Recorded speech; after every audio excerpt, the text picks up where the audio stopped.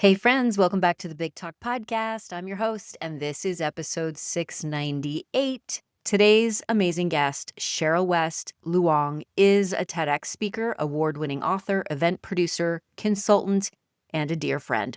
She equips leaders to navigate complexity with courage and connection. By reimagining belonging, Sharyl facilitates transformational experiences that help audiences and organizations embrace new possibilities. She's married with 2 kids and a menagerie of animals. You may remember Sharyl from previous episodes of The Big Talk, including episode 422, 447, and 477. Wow.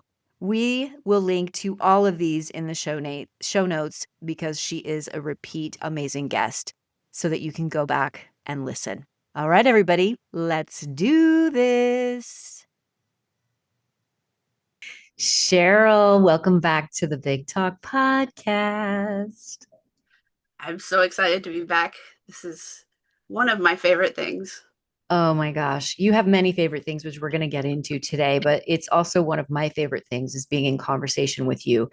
Are you aware that you attended the virtual showcase of the Big Talk Academy in 2021?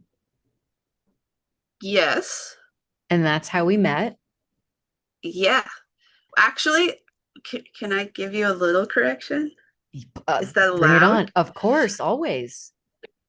We actually met earlier that year in what once was the BT, I can't do numbers or letters, the membership class. BTMC. Yes, I met you the virtual showcase before as an audience member. That's what I mean. You actually were in the audience in Oh, 2021 okay. and then you And spoke then I at, was in it in 21 too. yes, you had a Ah, quick turnaround. That's like your white hat desire. You see something that you want and you go after it and then you just snap, make it happen. yeah, you're so right. I did it and moved really quickly. Yes, you did. Well, I'm so excited that you're here because it's the second time you've been on the podcast. For our listeners, you can go back and listen to episode 477, which was in December of 2022.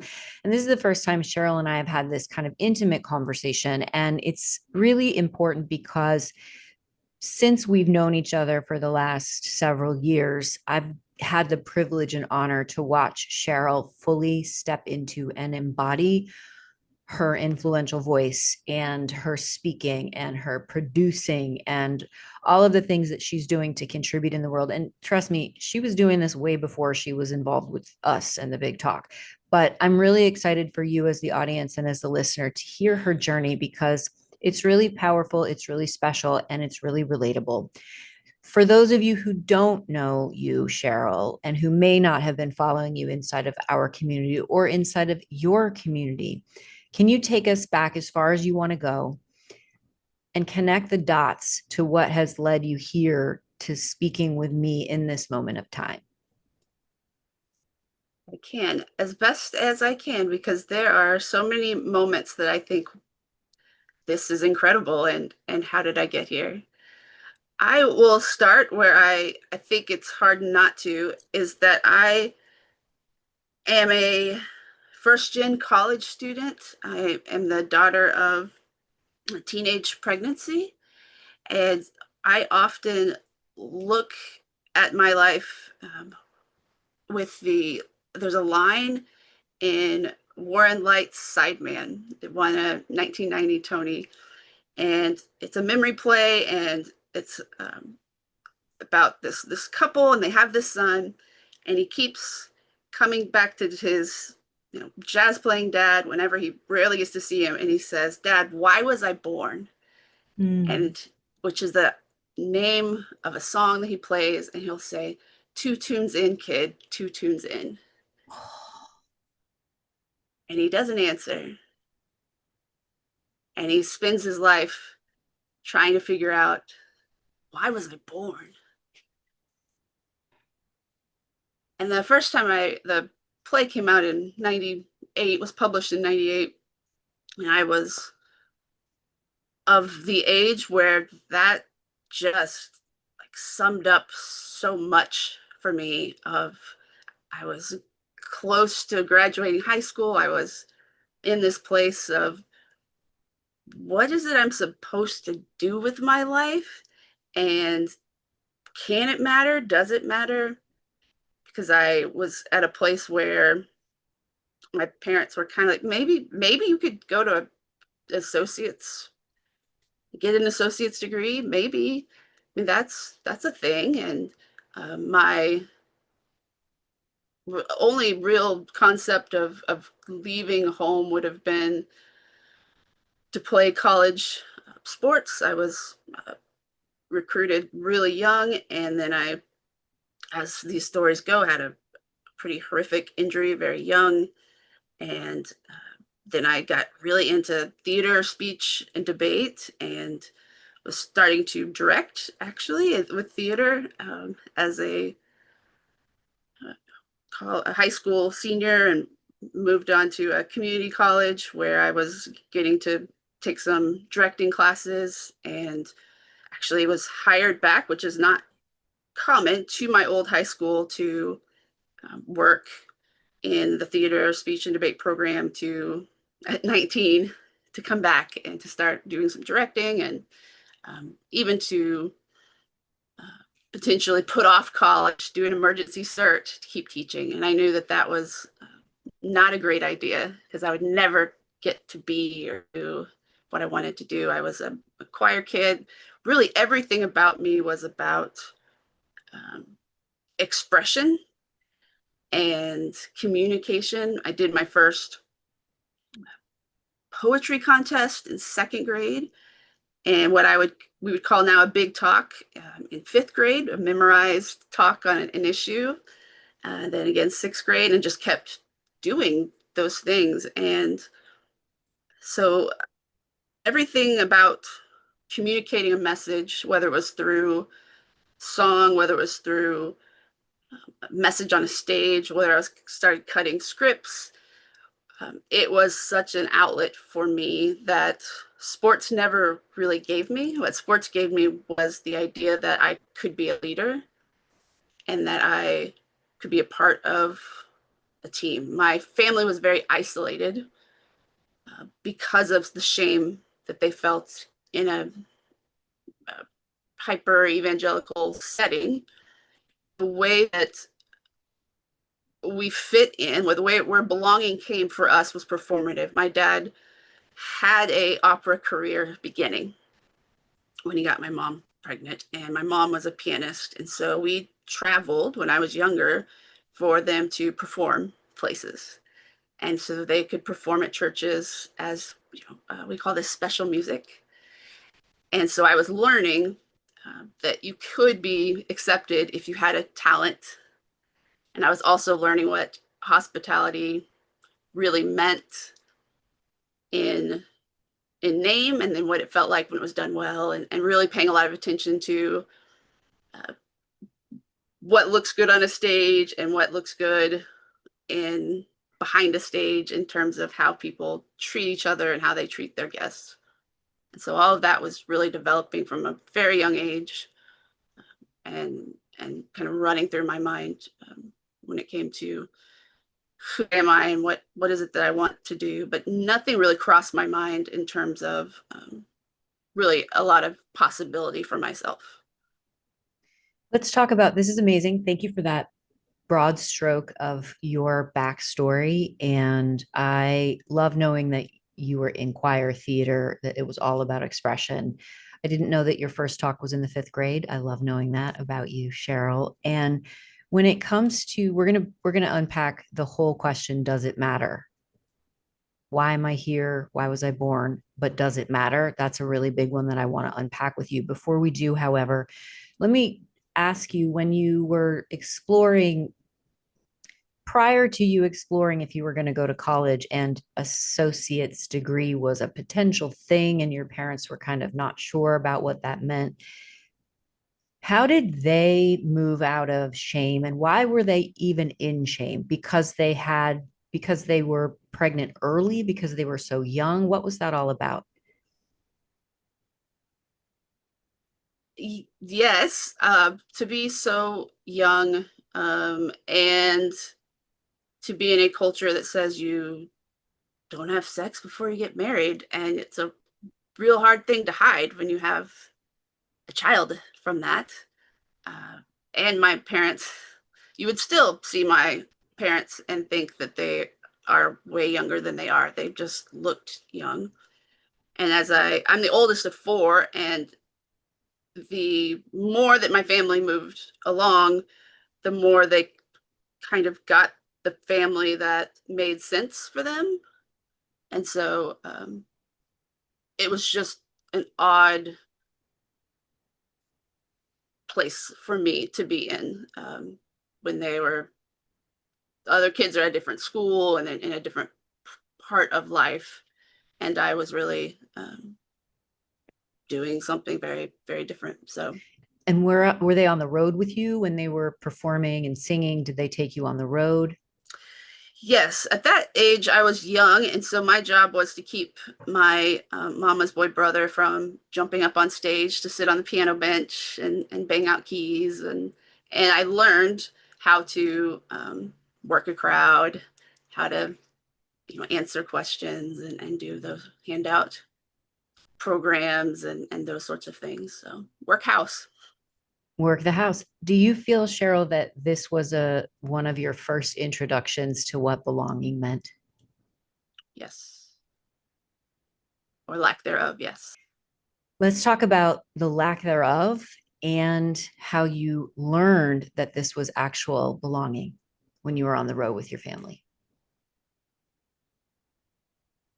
When we were with people who had known they didn't move, they didn't go anywhere.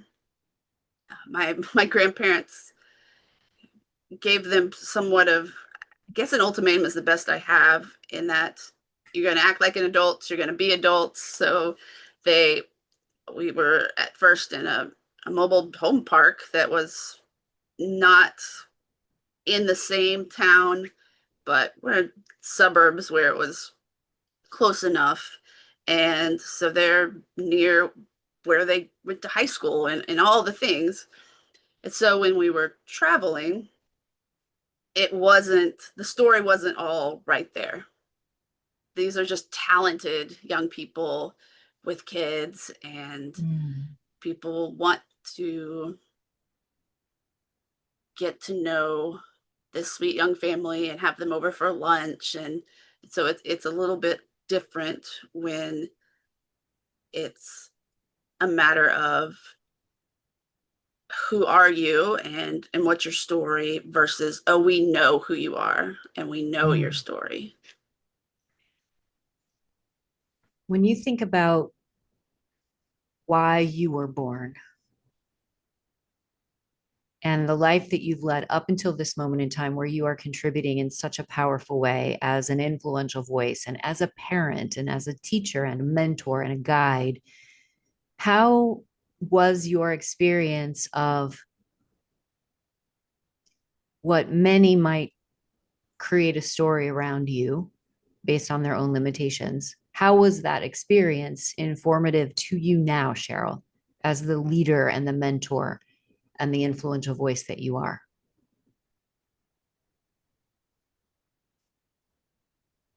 How is that now? Like, looking back, how is that story? Yes.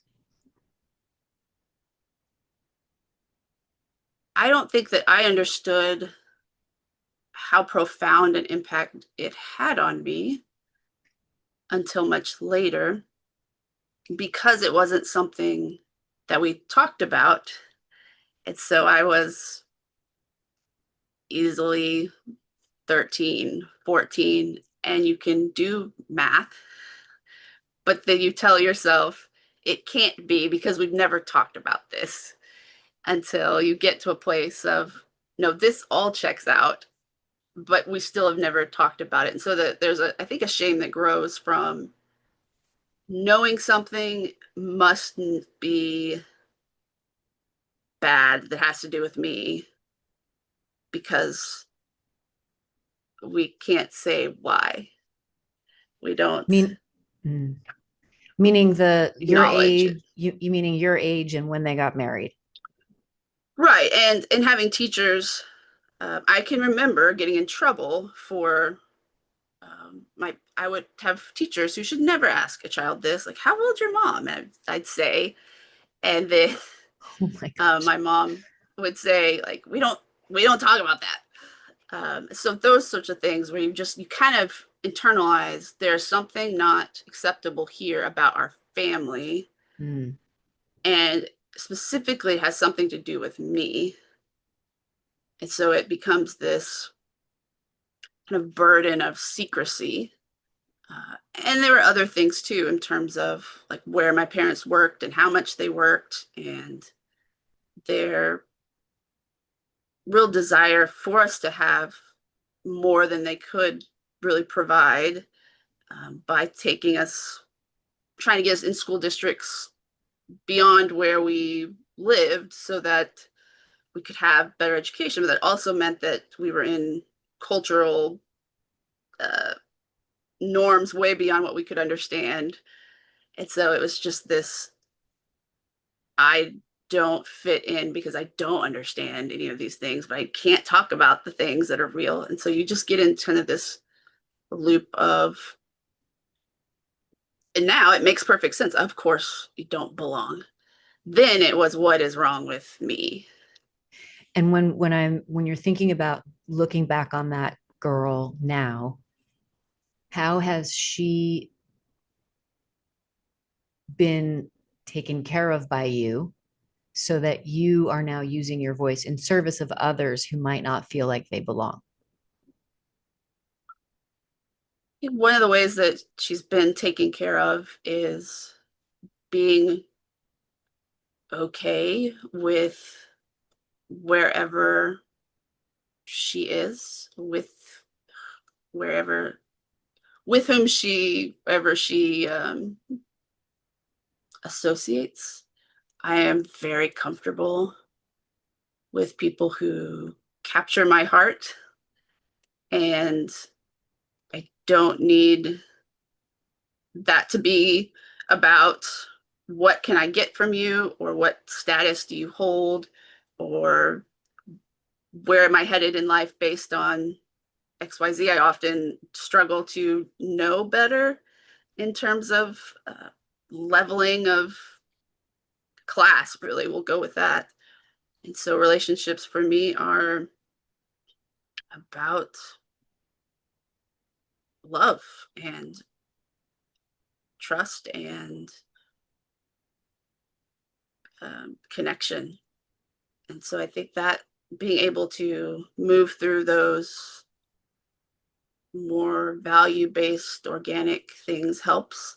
I think the other thing is to, when I encounter someone who is struggling in those ways, to be able to offer a non judgmental presence so that they experience something maybe they haven't before. And I Mm, can't control what their level of trust can be, but to truly, honestly not find anything odd about their desire for belonging. yeah.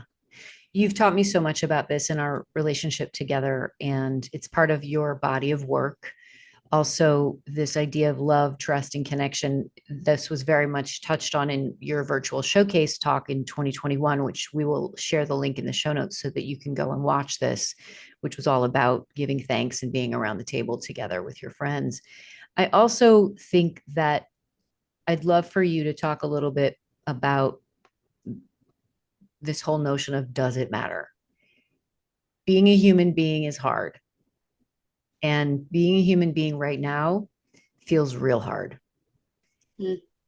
When you think about if it matters, what would you share from the point of view of you as a thought leader and as a speaker and as an influential voice and an author and a mentor?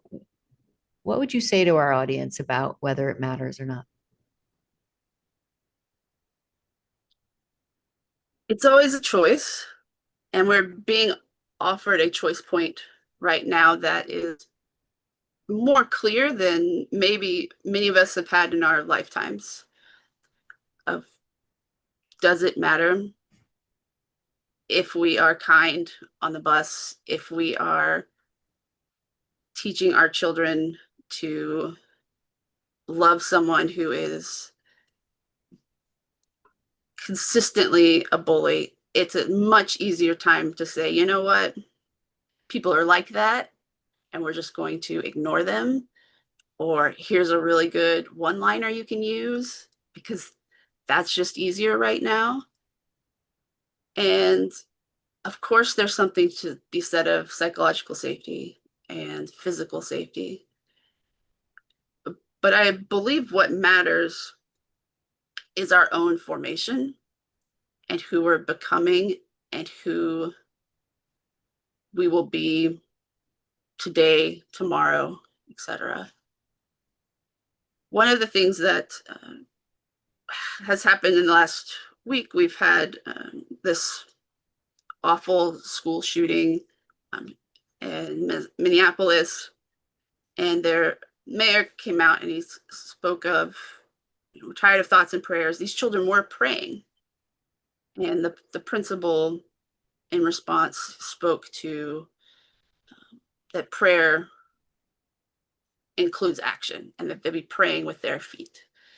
And that is, whether he's aware or not, it wouldn't surprise me if he is, a paraphrase of um, Rabbi Heschel, Abraham Heschel, who said the same thing when he was marching in Selma with MLK, and he's being criticized by his own people of, hey, are you skipping the Sabbath? What are you doing?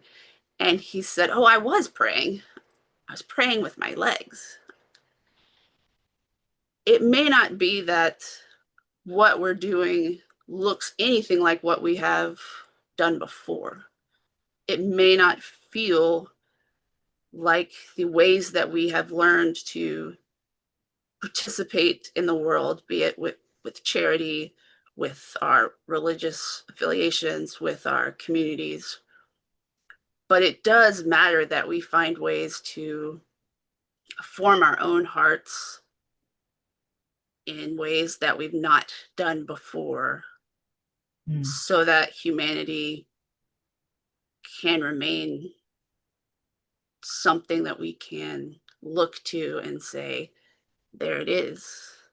That's what we're doing this for. This is what's worth preserving.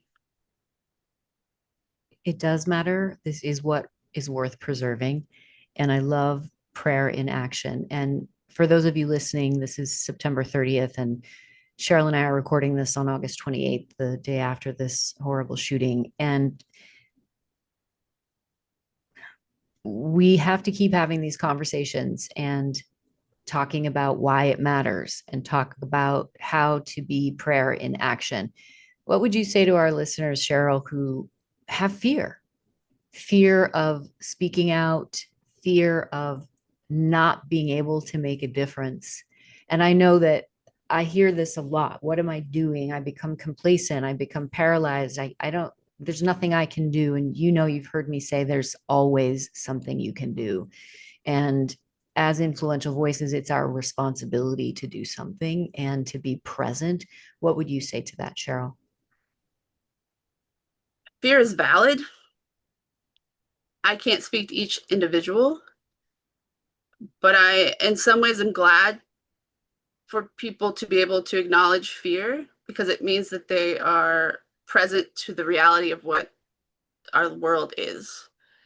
And for some, that fear may be a call to look at where they are, where their families are, and it may be that they need to support others because it is such a great risk for their loved ones, for themselves. But there's a good chance that there is something that they can do. I've been thinking a lot about this concept of hope and tending. We talk about tension, and there's this great tension that feels like you're just going to tear into, and that there's no hope. But there's also this idea of, what if we're intending like a garden, and that we may not see these things that we're planting today go anywhere, but you've got to toil that soil now. And it's whether it's for our children, whether it's for a democracy that is going to have to be reborn. It only happens when there's work being done and there's shared knowledge being used, because the alternative is to sit around and look at each other and say, this is awful, I don't know what to do. And then time comes around and there's soil that is hard as a rock and nothing has happened.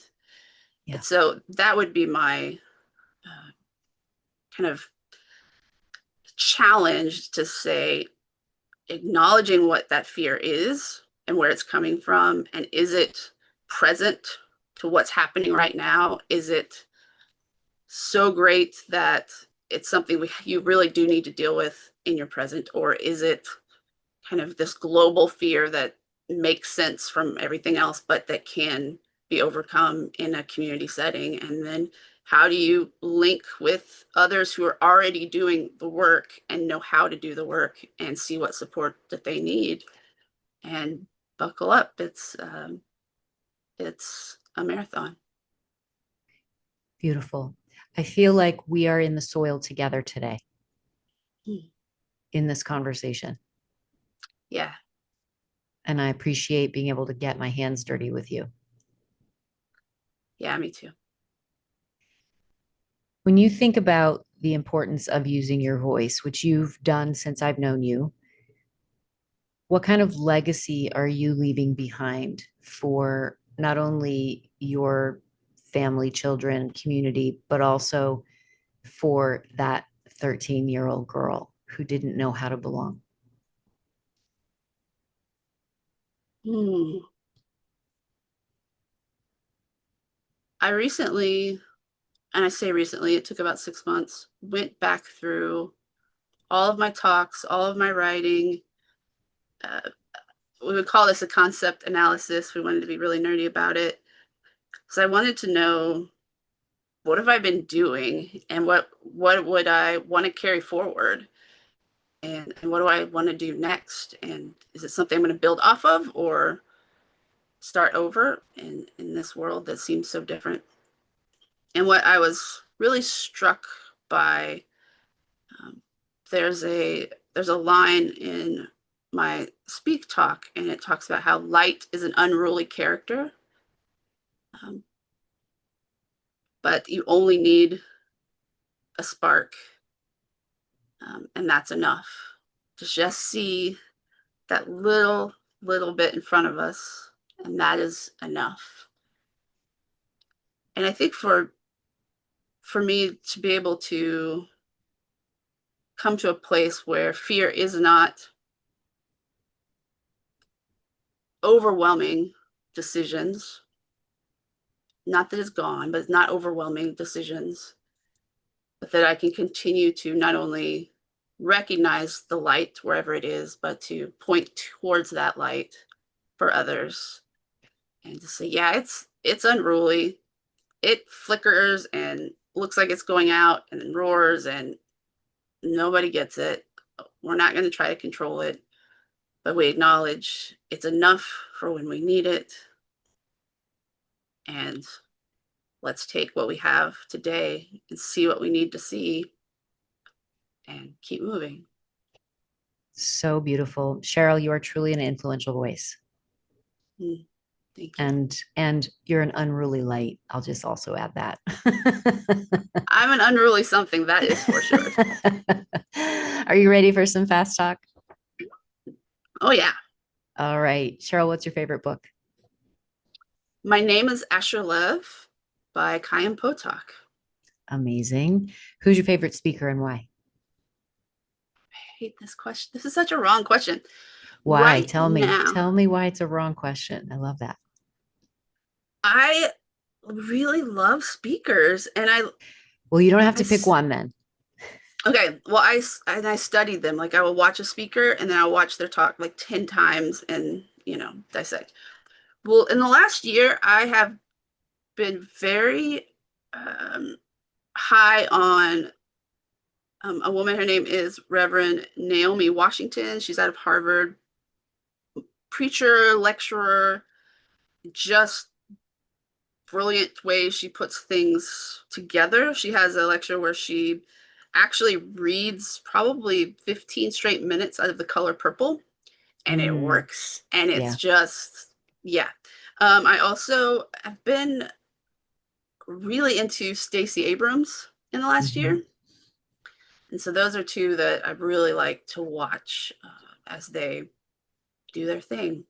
Amazing. We'll put all this in the show notes for you listeners as well. What do you do the day before you speak? I'll give you some of the ones that I haven't heard before. I'm huge on visualization. I will usually have found photographs from within the venue, and so I've got those up, and so I'm going to like be using those. I have some like physical limitations that sometimes can be difficult, and so I've already done this in terms of checking with the venue, making sure that whatever extra things I need have been done. But I'll go ahead and recheck on that. I also uh, dietary restrictions, so I make sure I've got not a bottle of water, but like my whole like jug of water that I'm going to bring, and my own snacks, and I'm going to have my playlist. I'm usually the most nervous the day before, and so I do what I call runs where you have to get yourself out of it, meaning you have nothing in front of you. No matter what happens, you have to get yourself to the end. And so that usually is the worst run or two, but then you realize you're not going to die and you will end it somehow and then, you know, fix it somehow. So, That's great because if you had a terrible run, you'll have a really good performance. yes, I'd much rather do that the day before. So, I love it. What podcast are you currently obsessed with? I am obsessed with, it's called Bendy Bodies by Dr. Linda Bluestein. It's about a couple of different um, chronic illnesses that relate to me, and she brings on different doctors, and it's pretty nerdy and heady, and that's just great for me. And I will say that your podcast is the only podcast I have listened to consistently for 5 years because I don't really do that many podcasts. I'm so honored. Thank you. I really appreciate that. Really. I hope you'll listen to this episode because I know it's going to be amazing. Well, thank you. I've listened to some of your podcast episodes like 4 and 5 times. It's something. So I love it. Well, thank you. I appreciate that so much. And listeners, I did not pay Cheryl to say that. That is true. It's been such a pleasure to have you on the show as a featured guest today. Where can our listeners get in touch with you? Can I tell you how I memorize? Oh, yes. Did I skip that one? How do you memorize? Yeah, I skipped it. Go for I it. know. I know fast talk pretty well. Um, I have some kind of crazy things, but I like to um, juggle while I memorize because it helps. You got to get the brain and everything else working. And I also do kind of like bingo with my script. So you just take out random words as you go. So you have to fill them in. And I don't do what you're supposed to do theater wise, where you go line to line, as I go top to bottom through. And I also see things as like movements. So I label everything intro, transition one, transition two, and have them in cards and move around, which helps me with editing. But I will say that when I just blank out and I know I need to fix something live, like my blast talk where I just lost everything, as I could visually see I can't lose transition one, so I'm going to move transition two up and then move this, but like while I'm speaking, Yeah. which is a little bit weird, but it works really well for me. And then I have the lines I can't drop, is what I call them, like a thesis or a transition. And so I drill those, kind of a skeleton, dry bones. We could talk about memorization forever, but yeah, lots and lots of That's tricks. That's really important. And I'm glad that you asked me to give you the space to share that, because I haven't heard juggling before. And I think that's really smart, because it's giving you many things to think about as once. But also I think it's important for our listeners to realize that when you can see the script, then you can call it back when you do go blank, because you can see it, because you've done that work for visualizing it so much in advance. So I love all of that. And I think it's really useful for the listener, because if you're going to be a masterful speaker, memorizing your talk is going to be important. And especially if you're doing a TED talk like Sharyl has done, or a speak talk like Sharyl has done. And memorizing is just going to take you to the next level as a speaker. So thank you for sharing all of that. Thank you for letting me. Where can our listeners get in touch with you? My favorite place would be my website, which is Sharyl WL, so SHARYLWL.com. And you are welcome to look me up on LinkedIn as well. And we'll put all these links in the show notes so that you can find Sharyl very easily. We're going to make sure that we link to her virtual showcase talk from the Big Talk Academy, her TED talk, and you can find her website so that you can get in touch with her and learn more about her. Thank you for being with us today. It's always a pleasure. I love and appreciate you, and I look forward to our future conversations. For those of you who are listening, thank you for sharing your precious time with us. And remember, everybody, your voice matters. Thanks, everybody.